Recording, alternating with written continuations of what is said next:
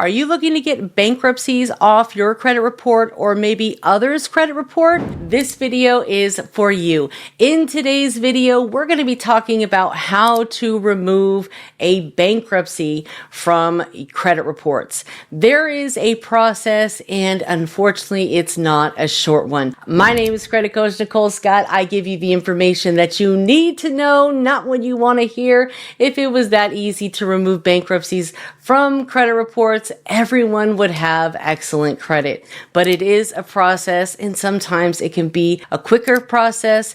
Sometimes it can be a longer process. Either way, each person's journey is going to look a little bit differently, and the faster that you can take action, the better. So let's get right into it. Now, in this guide, I give you all of the information to get everything plus bankruptcies removed from your credit report and how to resolve late payments and collections and so much more.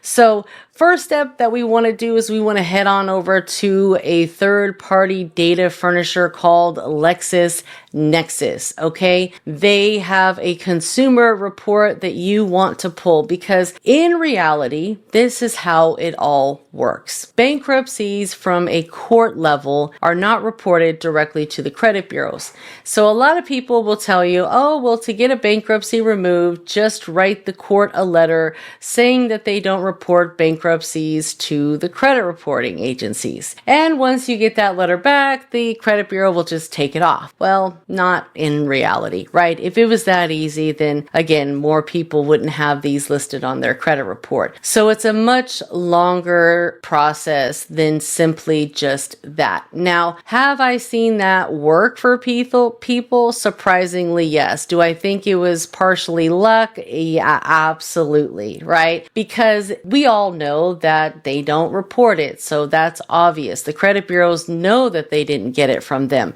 They get their information from LexisNexis, and there's another company called LCI, and LCI is actually owned by TransUnion. So Equifax and Experian, and I'm sure TransUnion, get a report with public record information, which is provided by LexisNexis. And guess what? LexisNexis scrapes the PACER system. The PACER system is where all of the public record data is reported. And they will scrape that system for data because, again, they are data furnishers. They provide data and they make a lot of money by providing data.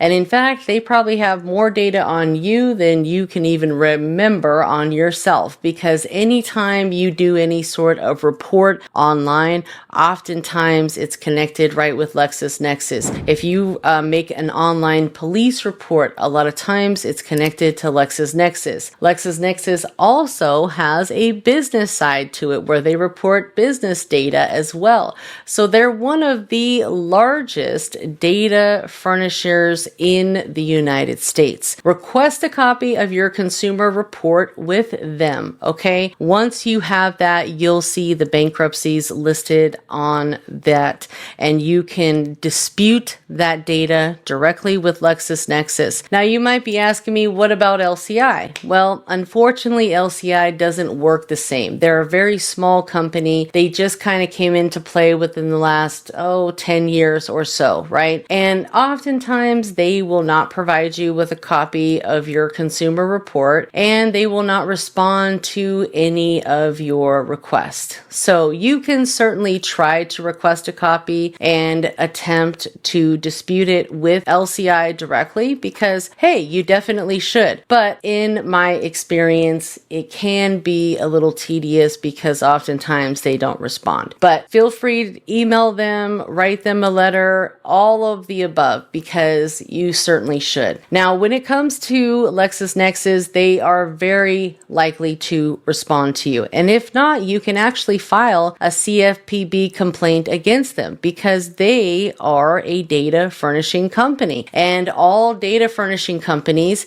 have to follow the same laws, meaning they have to follow all of the same laws that the three major bureaus have to follow. Credit Reporting, Fair Credit Reporting Act, FCRA, okay? They also have to abide by all of the credit laws that the three majors do, okay? They're no different. If they are a data furnishing company, they have to ensure that all of the data that they are reporting is in fact accurate. And the great thing about the guide is it has a template in there that you can use directly for LexisNexis and put it under dispute with them. Now, you're also going to want to freeze your LexisNexis report before you dispute with the credit bureaus, because what you want to do is you want to dispute with all three of the credit bureaus once your LexisNexis file has been locked. That way they cannot go and try to verify it with that third party that they received it from. You're going to force them to say, hey, we're not sure.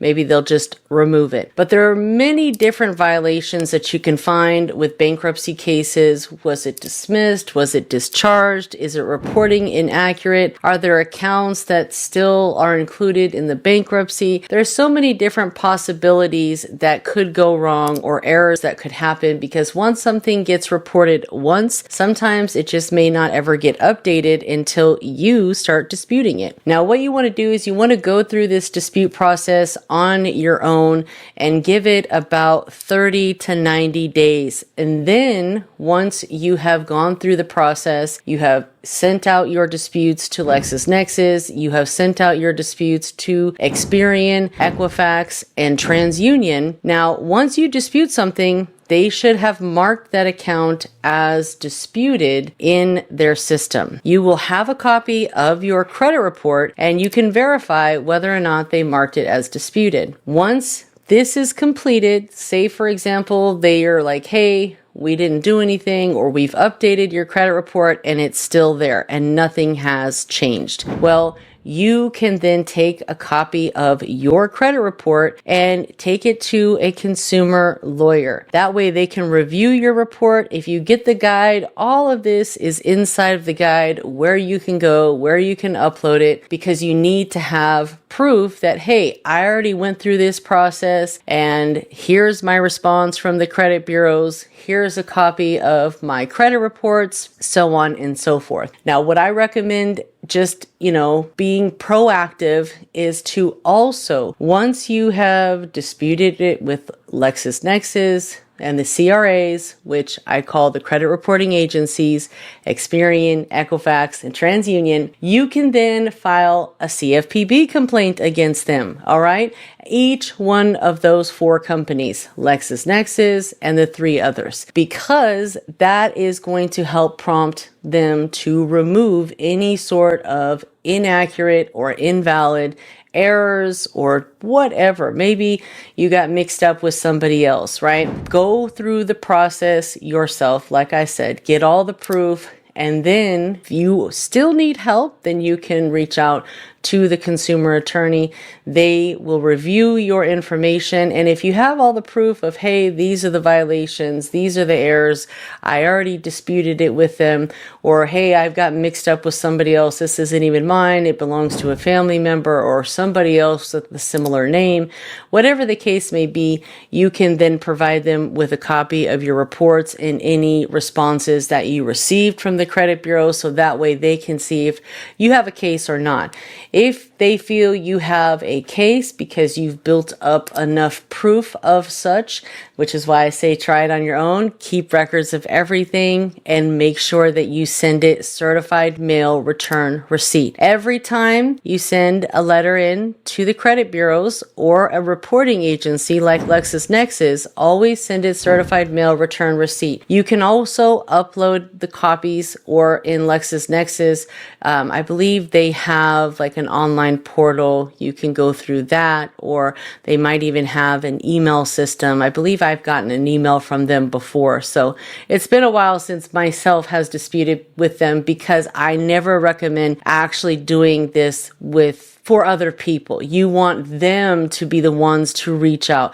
You want a well-known email from their end, because they could very well say, look, we don't think this letter's from you. We're not going to respond. And it just gets ugly, so you want to make sure this is coming directly from the client, directly from the consumer's file, who it is with, right?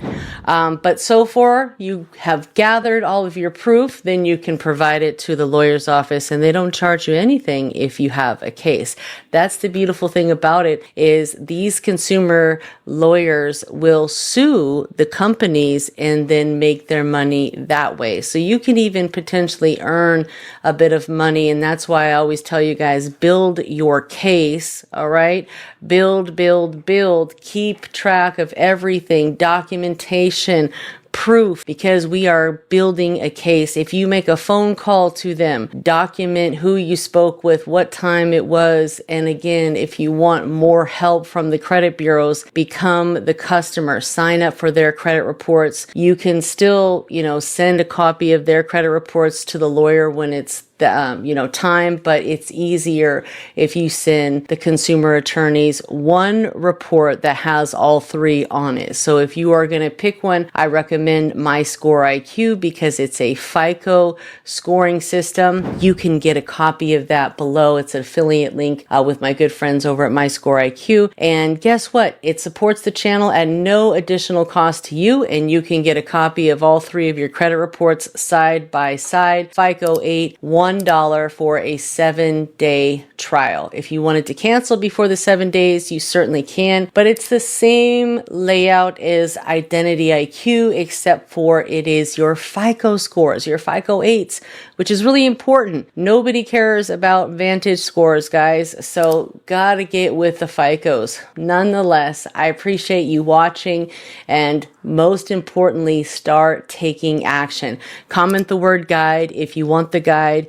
You can go through the steps, go through the process, and then, of course, upload your case. If you've already gone through all the steps and you feel like you've done everything, you may want to just go straight to the consumer attorney and see if they can take on your case, because you should have more than enough time that you've put into this, and all that you really need to send them is a copy of your credit reports. All right, I'll see you next time. Make sure you are subscribed and turn your bell notifications on, my friends. I'll see you on the next video.